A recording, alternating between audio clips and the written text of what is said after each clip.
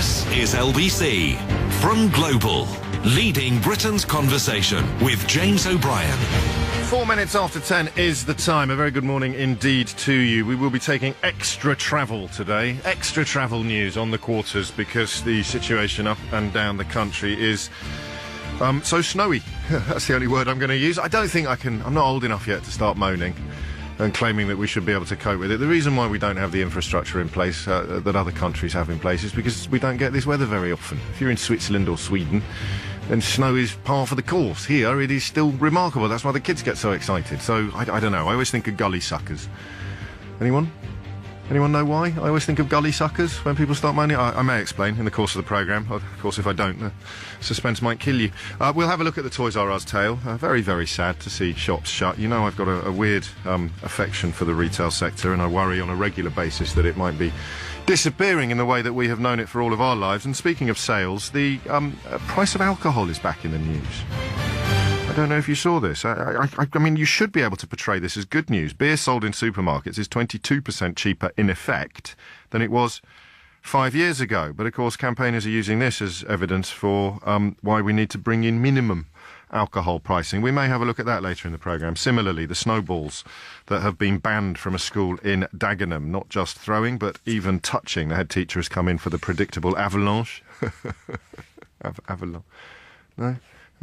He's come in for the predictable avalanche of social media abuse. We'll be working out whether or not he deserves it. And skunk, the super strong strain of cannabis, now apparently accounts for almost 100% of all the stuff that's available in this country. How big a problem is that? And how much of a solution to that problem would legalisation be? Lots to get through there. And, of course, PMQ's coming up at 12:45. And while I remember, we've got Sadiq Khan in tomorrow. If you want to put a question to the Mayor of London, then sadiq@lbc.co.uk is probably the best place to put it in the short term. And under advisement, I am going to end Mystery Hour early tomorrow. Because as it stands, His Royal Highness Sir Ricky of Gervais. Could I have sounded any more partridge then? And I really like it. Stop nodding. Ricky Gervais will be here tomorrow. And I think the only time that he can squeeze us in is right at the end of the show. So we may have either a curtailed or an early start. We could do an early start. Put a cat among the proverbial pigeons. 7 minutes after 10 is the time. In a speech last week, I think it was last week, Michel Barnier, the EU negotiator, said in absolutely incontrovertible terms, OK? And I don't want to have any arguments today, I really don't, because we're moving into the realms now where you can't argue. It'd be like arguing about gravity. But Michel Barnier said last week that if we pull out, if the United Kingdom leaves the single market or the customs union, then there will have to be a hard border in Ireland. It's fact. It's a fact that will not have surprised anybody who's kind enough to listen to this programme on a regular basis. And just to stress, for the purposes of our conversation today, it doesn't matter how you voted in the referendum. We're looking at the country we will be sharing and inhabiting in the future. More importantly, and this is a very useful counterpoint to our news bulletin, which quite rightly reports the Foreign Secretary's latest intervention on the Irish border, but in November of last year, which is, January, December, 3 or 4 months ago? I mean, the blink of an eye, ordinarily in the context of politics. I know a week is a long time, but you take my point.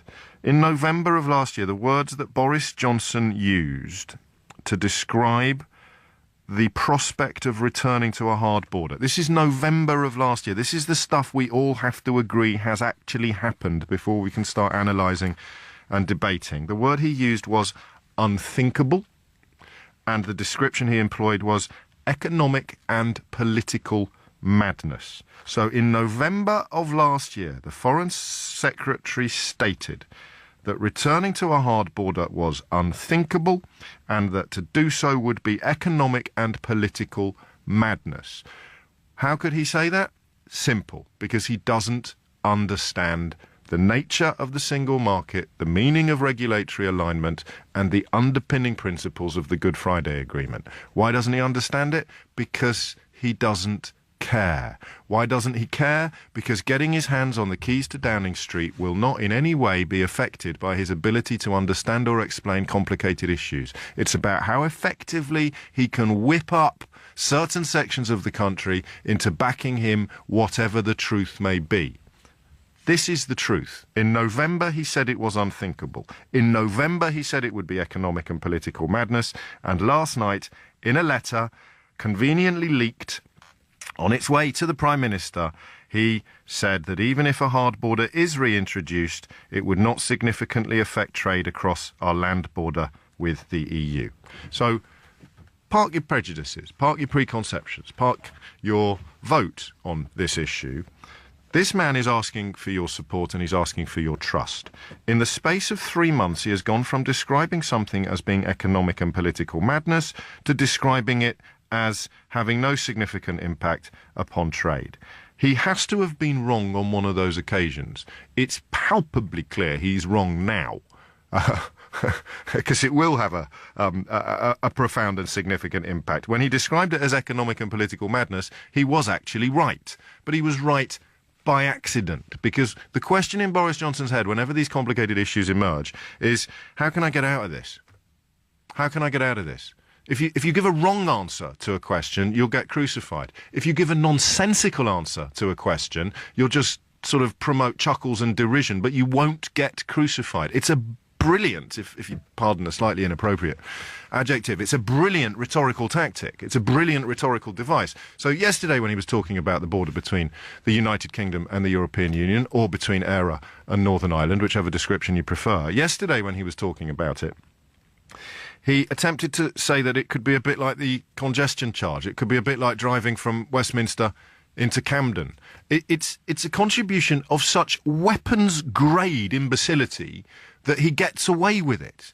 I'm, as you know, a long-time student of Boris Johnson. I have the zeal of the convert, as it were. I voted for the fella to be Mayor of London and then watched from the journalistic perspective as he essentially conducted an absolute masterclass in deception, dishonesty and obfuscation, which should have come as a surprise to nobody, of course, least of all his wives and various mistresses, who could write seminars today on just how far you should trust this man.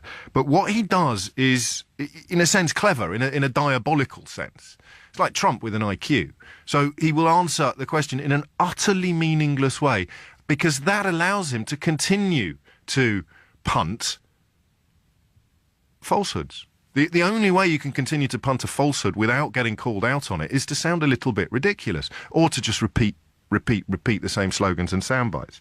So, in November, it was economic and political madness. Why? Because of the impact it would have on trade across the UK's land border with the EU. In February, as reality begins to bite, it becomes something that would apparently have no significant impact on the land border with the EU. So, you would be... I know we live in a time of astonishingly turbocharged cognitive dissonance, but it would be psychologically, intellectually, and I think logically impossible to believe him on both occasions. This is what I find so fascinating now. You cannot argue that he was right in November and that he's right now, because he has argued black and white. He has argued city and united. He has argued 1 in binary terms and 0. He has actually managed to pin his colours to both masts. In November, he pinned his colour to the mast that says this would be bonkers, because he was right. He just didn't see that what has happened today, what is due to happen today with the publication of this document, was always inevitable. How do we know that? Because we sat here 3 shows running and asked, from a position of some ignorance, shameful ignorance on the part of people who inhabit the mainland of Britain, we asked people in Northern Ireland and the Republic of Ireland whether or not they could foresee any solution to these problems that didn't involve either building a hard border where there is currently none, or moving the border essentially to the Irish Sea. The European Union has endorsed that position by stating effectively that if you are to not have a hard border in place, then you would have to effectively keep Northern Ireland in the customs union and the single market. And today Boris Johnson agrees with them, although it doesn't look like that, because what he's not saying is we have no choice. What he is saying is, oh crikey, looks like I got it wrong again on the hard border. We are going to have to build it, because the alternative is to admit the truth, that we didn't understand what we were doing, that we still don't understand what we're doing, that we're utterly ill-equipped, that we're swapping a 3-course dinner for a packet of crisps. Either you start telling the truth now, or you undertake epic U-turns. You undertake reverse ferrets that give reverse ferrets a bad name. And that's what Boris Johnson is doing. And having had the privilege and the pleasure of covering this issue in more depth, detail and knowledge than I would arrogantly argue anybody else in the British media, I know what's happening here. I know exactly what is happening here. Boris Johnson is electing to contradict himself rather than tell the truth because he believes he'll get away with it. And I think he's probably right. I don't think anybody now is going to turn around and say, I believed him in November and I don't believe him now, so I have to stop supporting him. I have to stop believing him. I think it's gone so psychological, it's gone so culty now that it doesn't matter what he says. He could literally jump out of an aeroplane with you and tell you that there's no such thing as gravity. Literally. It's reached borderline Trumpian proportions when he talks about shooting someone on Fifth Avenue and his supporters being so stupid that they'd still love him. They'd still believe he hadn't done it. That's where Boris Johnson is this morning. So what question do I want you to answer? Well, as ever with Brexity stuff, any question you want, whether I've asked it or not. But this is not about what you wanted to happen or what you want to happen or how you voted. This is about how we have ended up with a Foreign Secretary who can completely contradict himself in the space of 12 weeks and still be taken seriously. That's what I'd love you to explain to me. If you honestly believed that this could have ended up in any other way without either a hard border being put in place or a de facto reunification of Ireland in all but name, which is what happens if the border moves to the sea. If you listened to me last month, the month before, and thought I was lying or wrong or mistaken, and you're perfectly entitled to think that. Of course you are. But here's the proof that we were right. Absolutely and completely right. And who's proved it for us? Boris Johnson. So on a psychological level, I would love it if you could take a minute out of your morning and just tell me how you think this has happened. Either, if you're feeling a little bit holistic, to the country. But what I'd really love to know, if we can actually build these sort of bridges now, if we can pour this sort of oil upon the choppiest of waters, how do you think it happened to you? How did you get so badly conned? Why did you buy into the Boris Johnson narrative when it was so obviously bogus? How do I know it was bogus? Because in November of last year, he described as unthinkable economic and political madness the thing he describes today as fine. And why has he done that? Because the alternative would be to tell the truth. And the truth is, we either cut Ireland down the middle, return to the grim and grisly days of Republican and Republican and loyalist terrorism, or we essentially give the Republicans the victory that they murdered British people for, which would be to make the island whole again. 3 questions. How can anyone be surprised by what's happened today?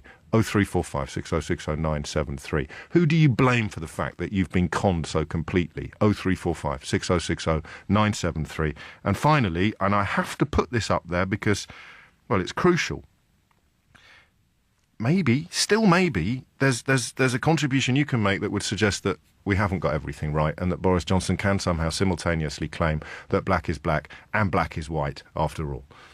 This is LBC. This is LBC with James O'Brien. 22 minutes after 10. It's not actually a question about Brexit per se. It's a question about the madness of crowds, I think, or the psychology of politics.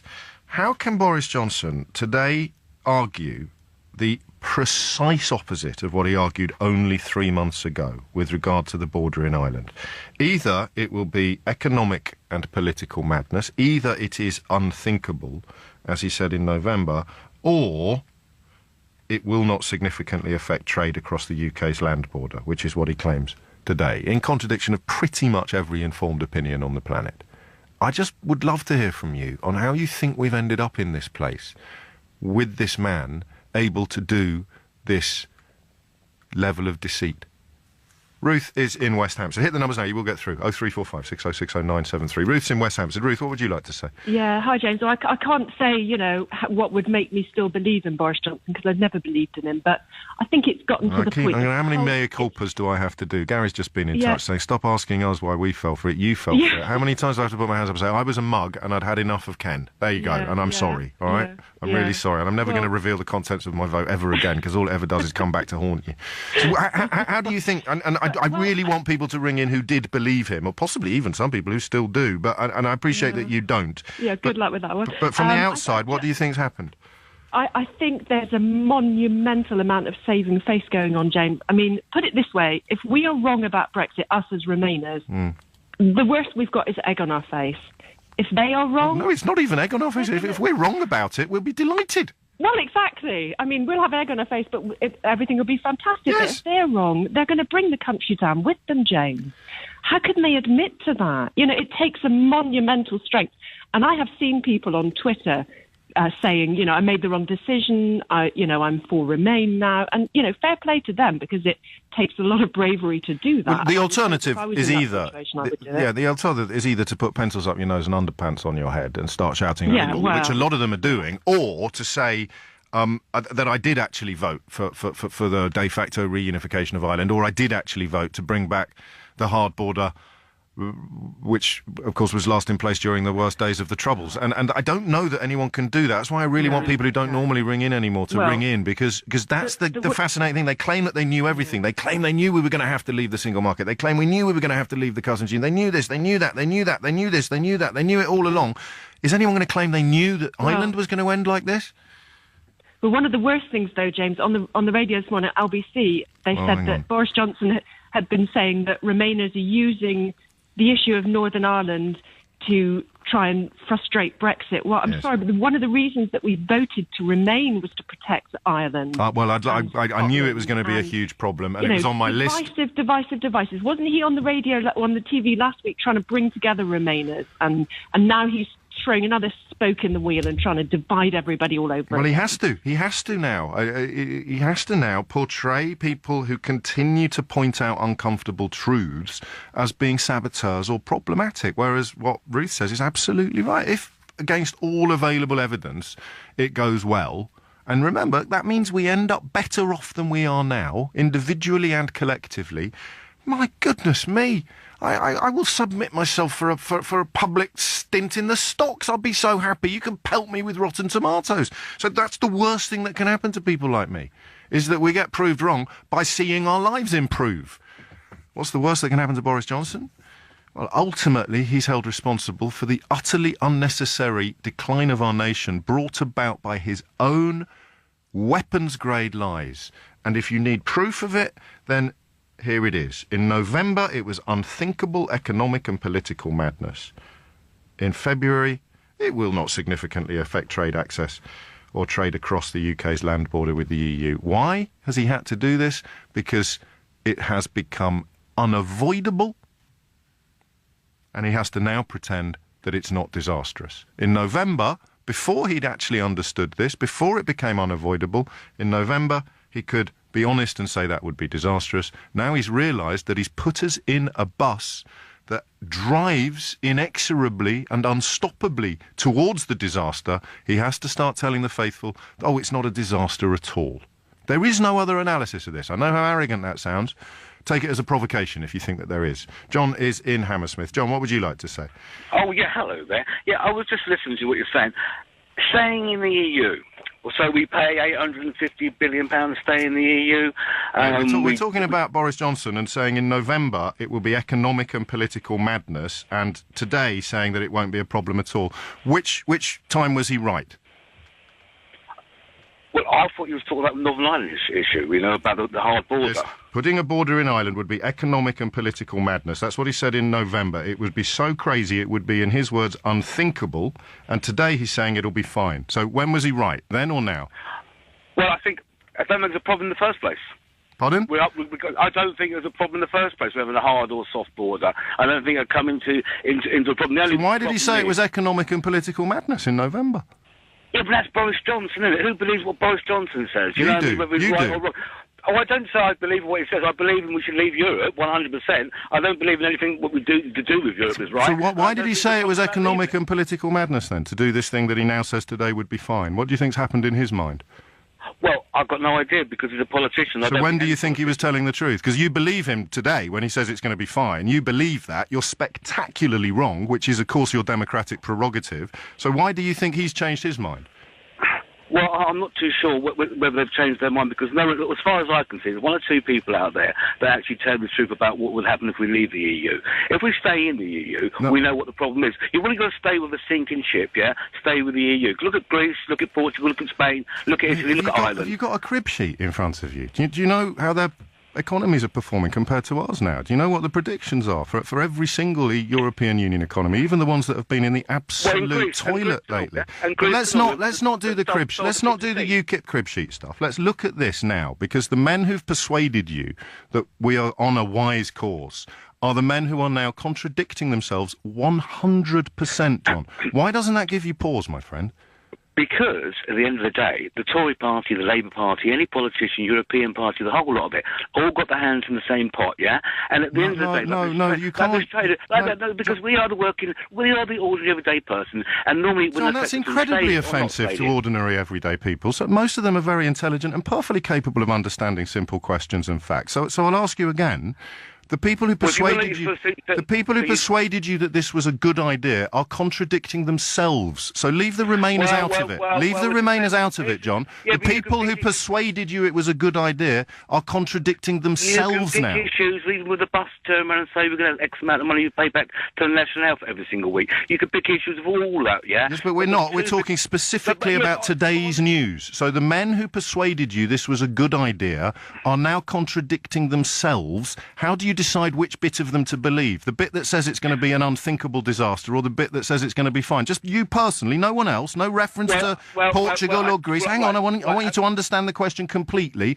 You have now Boris Johnson, the hero of the Leave campaign, saying in the space of 12 weeks it's going to be unthinkable and disastrous, and then saying it's going to be fine. In your mind, John, how do you choose which version of Boris Johnson you're going to support? The one that's saying it's a disaster, or the one that's saying it's fine? I just want to understand your personal psychology. Well, as he's the MP for Uxbridge now, right? And I lived in Uxbridge Hill all my life under Randall, yeah.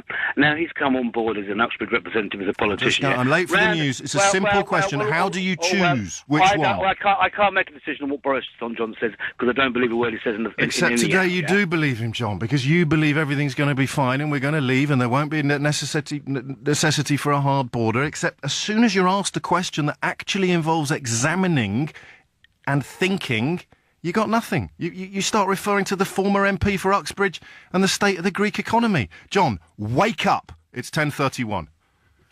Simon Conway's here now with the headlines. James O'Brien on LBC. Call 0345 6060 973. 10:37. I suppose there is a third way, the proverbial third way. I'm asking how anybody can see Boris Johnson contradicting himself completely on the issue of the Irish border and retain anything other than utter derision for him. And John, unintentionally perhaps, suggested the one thought that hadn't occurred to me. You somehow will be able to believe him both times. You believe him when he said it would be economic and political madness. You believe him when he said it would be unthinkable to put a hard border in Ireland. And you also believe him when he said it's all going to be fine. That's your kind of cognitive dissonance writ large. Cameron is in Edinburgh. He writes, before last night, James, I wouldn't have had an answer to your question. However, after watching the latest Derren Brown programme on Netflix, I like a bit of popular culture diversity. Having watched the latest Derren Brown programme on Netflix that tests the power of social compliance by seeing if he can get an ordinary person to commit murder, I think I can understand. What it made me realise is that people in authority, positions of authority, still, despite the best efforts of people like you, command huge power when it comes to social compliance. This is, I think, doff cap, tug forelock, vote Rees-Mogg territory, isn't it? As a species, we're always more likely to go with the grain than against it, and even more so when an authority figure is the delivery mechanism. Even more so in the hands of a charismatic, which is obviously not always a good thing, person like Johnson. If Derren Brown can get someone to commit murder, Johnson can get people to comply with a hard border on Ireland. It's no big deal. And that's it, isn't it? I presume you have to either believe him when he said it would be a disaster or believe him when he said it would be fine. But actually, the Brexit mindset is perfectly capable of somehow believing both, as long as you don't think too deeply about it. Paul is in Bow. Paul, what would you like to say? Well, I just think, in your usual irrational way, that you're overstating the case and being totally unrealistic. Which bit, Paul? Well, the case, if you're having negotiations... I prefer to talk... Would you let me say what I was going to say? When you tell me what I've been irrational about, yes. Well, I'm just about to, if you'd let me get on with it. Well, go on then. Thank you. When you have negotiations, the positions can't start off fixed and then remain fixed all the way throughout, otherwise you'll never have negotiations. How's Barnier moved?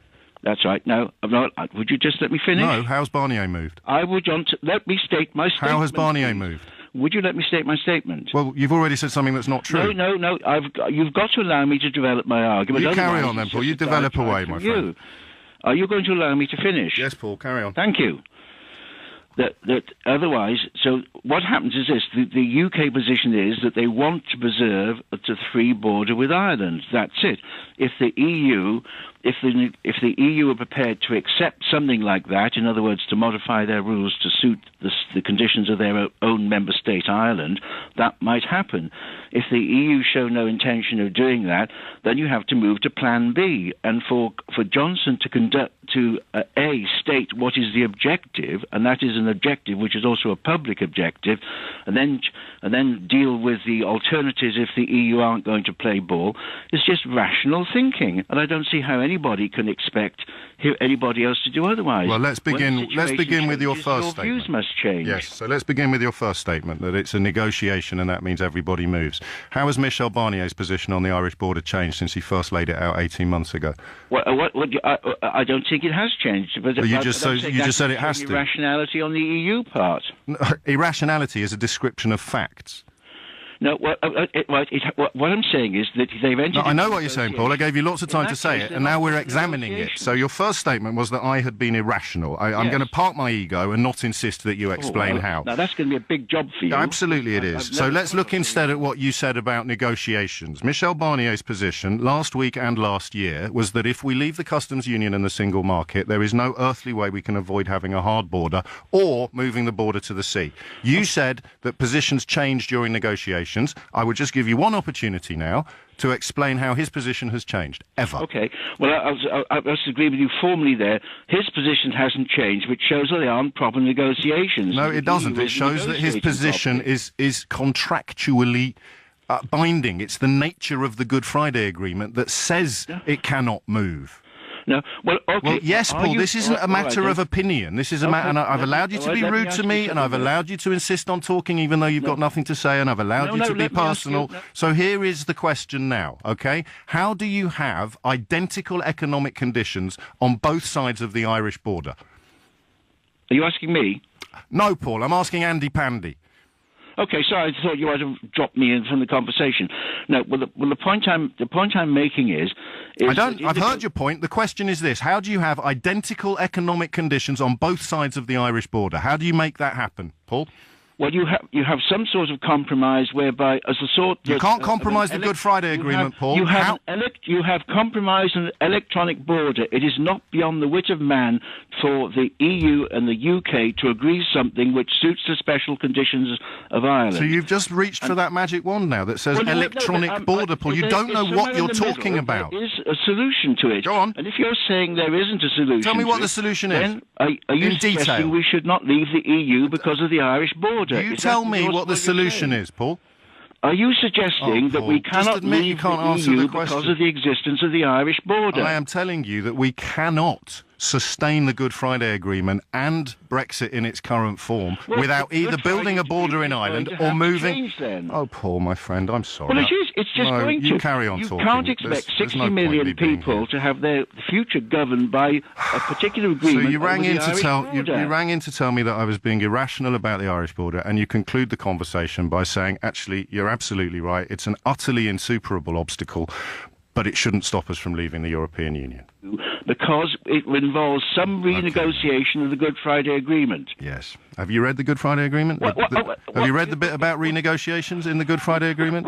The bit where it says it's a holding tactic? Let's get this straight. Let's get this straight. What you're saying to the UK public is that we cannot leave the European Union because of the existence of the Good Friday Agreement. No, we cannot have a hard Brexit that involves leaving the customs union and the single market because of the Good Friday Agreement. There's a thing that... Let me tell you some truths. Let me tell you something simple. James, come on, let's just follow this through. No, Paul... James, let's follow this through. Let's follow this through. Right, you carry on, mate. No, let's follow this through. You're now saying is that the EU refused to change their rules or to modify their rules to suit the special case of Ireland. And on that basis, that means that the Good Friday Agreement can't be changed. And that means because the Good Friday Agreement can't be changed, the UK cannot leave the European Union I haven't ever. Said, Paul, here's a wonderful thing. Well, answer that question, you haven't asked the question. If you did, I just said no. You said, is that what you're saying? I said no. Does that work in your head as an answer? Does that work in your head as an answer?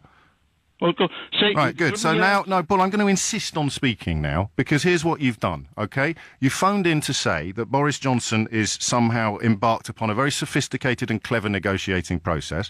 You've ended up by acknowledging that there is no solution to the problems that the Irish border presents that would involve retaining anything that remotely resembles what we've got now. You've added to that the idea that somehow I'm suggesting we have to stay in the European Union because of Brexit, because of the Irish border, which is simply not true. And the only question I have for you is this: how do you have identical economic conditions on both sides of the Irish border after... Paul, you have to listen to me, because otherwise you just make all these weird noises and none of us ever learn anything. The simple instruction is this: identical economic conditions on both sides of the Irish border. One side is in the customs union and the single market, one side is in neither. Now make that work, Paul. No doubt that there can be arrangements which will allow a very special circumstance of those 2 million people in the north of Ireland to be settled. Describe them, Paul. Describe them. It's whether people are willing to do it or not. Describe them. Well, that it's a technical issue. Well, describe it. I'm clever. I can keep up. Describe the circumstances in which you can make that work, Paul. Because I don't have to go through all the details of it. No, I don't want all the details, Paul. I want one detail. You can have an electronic border. You can have the trade. What does that mean? What does that mean, Paul? You can have it done electronically with a minimum. How does an electronic border? How does an electronic border test? No doubt about it. Paul, how does an electronic border test the milk to see whether or not it's infected or not? How does an electronic border count the amount of barrels in the back of a lorry? How does an electronic border know whether I've got guns in my boot? Milk isn't infected. You don't have to test all the milk all the time. Not all products coming from abroad, not everything is tested all the time. Not every sample is tested. I've done my best. Sample is tested. No, because there's no border there now. Paul, everything I've said is true. No, it's not. You're making it up. You're putting extreme positions, unyielding positions. All right, let me ask you again, Paul. How is the border? How are we going to have identical economic conditions on both sides of the Irish border? But they won't be when one side is in the customs union. They will be compatible. That's all you have to have is compatibility. Some degree of compromise. Of course you can do it. And it's a question of belief. You're absolutely certain it can be done, but you have no idea and the will how. to do it. Of course it can be done. How? Well, I just told you. You have it as even okay, mate. So we're going for electronic borders. You have. I'm going to give you 5 minutes now. I'm going to give you 5 minutes to of people to do certain things. 5 minutes to describe the electronic border. Go on. You just let them get on with it. Mate. I'm sorry. It's you're inventing the difficulties because I'm inventing the difficulties that Boris Johnson described as unthinkable economic and political madness. Of course, no. That was because that is the UK negotiating. Because that's what they want the EU to agree to. But the EU are not yielding on it. Therefore, we have to move to Plan B. What's Plan B again? Well, Plan B is some form of electronic border. Okay, let's just agree on that. The electronic border is the new unicorn. Am I right? Well, one thing. Yes, it's 10:48. James O'Brien on LBC. Forewarned is forearmed. So the new unicorn is electronic border. That's what people will say when they're asked how the hell we can continue down this path to chaos and oblivion. I need some calls from Northern Ireland. Can we free up a phone line or two for that, please? And, of course, in response to the claim that everything's going to be fine, there'll be an electronic border, all you have to do is point out, as Alex has just done in a tweet to me, you can't even walk out of Waitrose with a trolley full of goods that can be electronically scanned at the border between Waitrose and the pavement. You have to individually scan every single item in your trolley in order to know how much you have to pay to do your shopping. The idea that we can bring in some sort of electronic monitoring system like the Oyster card or the congestion charge, well, we're there, aren't we? I was about to say it's absolute madness, the likes of which we've never seen before, but we've been staring this sort of madness squarely in the eye for the last 18 months, and we're not about to stop any time soon. Dave's in Derry. There you go. Your wish is my command in Northern Ireland, of course. Dave, what would you like to say? Hey, James. This is like a kind of car crash for me, a slow motion one that's been going on for years now. I'd say at least 2 years ago, beyond, even further back, I was having these arguments with Brexiteers, just like your previous caller, Paul, and it's so frustrating because... Is there the vaguest chance he could be right, that everything will be fine? Boris Johnson's been embarked on a really honest and transparent negotiating process, while Michel Barnier just keeps saying the same thing that look like facts, and we'll have an electronic... Everything will be... What else did he say? Get on with it. It's my fault. If it's my fault, I'll stop talking and everything will be fine. The issue is credibility. I mean, you were talking about new unicorn being the electronic border. Yeah, well, the old unicorn was this treaty that supposedly predated the Irish and British membership of the EU that was going to solve all these problems. And this is the argument I had 2 years ago with every Brexiter that I had contact with on and offline about this. And they were lecturing me on this stuff, English people. And I've been here for the Troubles. I've been here for these absolutely painstaking negotiations to the Good Friday Agreement. We thought it would never happen. And then now the fragile piece, because it is a fragile piece that we now have. And then these guys are they want to throw it all away. And but they still say they don't. It's fig leaves now, isn't it? This is the astonishing thing, that Johnson is the patron saint of, is there anything now that I can use to cover up my private part? Is there anything I can use to cover up my nudity, my nakedness, anything at all? Because the bus hasn't worked. The claims that somehow they need us more than we need them hasn't worked. The claims that our economy will improve hasn't worked. But I need something. Ireland has made it almost impossible to cover up your privates. But this dread phrase, electronic border, I feel sorry for Paul. I know I got a little bit irate with him, and that's because he was very rude to me. I reserve the right to be irate with rude people. But the poor man is so desperate now that he's saying... electronic border. He has no idea what it means. He even admits that. It's complicated, we need this. And he is not alone, by any stretch of the imagination. They are still desperate for a fig leaf, all of these people. I would make a comparison between, Moby Dick, Captain Ahab. Yeah. There's a kind of almost a kind of suicidal rush to destruction because an obsessive... this whole Brexit thing, it's like there's an obsessive vision here that somehow when we get out of the EU, it will be some kind of utopia. And they don't want to look at the details. They don't want to know. Electronic, mate. They don't want to hear about it. They don't want to hear... Wind your neck in, mate, will you? It's electronic checking. Well, everything's going to be fine. And the next, I can guarantee the next argument will be, why doesn't Ireland leave the EU? That'll be the next thing. I can guarantee you. They're at it already. No, so there's three things going on here. These are the three cards that you hold if, unfortunately, you're playing Snap while the European Union are playing Bridge. But the three cards you've got are, well, Ireland will leave and everything will be fine. Electronic checking, everything will be fine. Or the European Union's going to go down anyway, so it's better off sinking ship. Yeah, I mean... Should we hug it out? I'm kind of lost. I'm in despair now, to be honest with you, at this stage, because I've just listened to that argument with Paul, and that's just like a reproduction of any argument I've had for the last 3 years about Brexit. The same people. It's like they stick their hands in their ears and they just hum to themselves. But no, you need to have that fig leaf. You need to have that NHS. They need us more than we need them. German cars.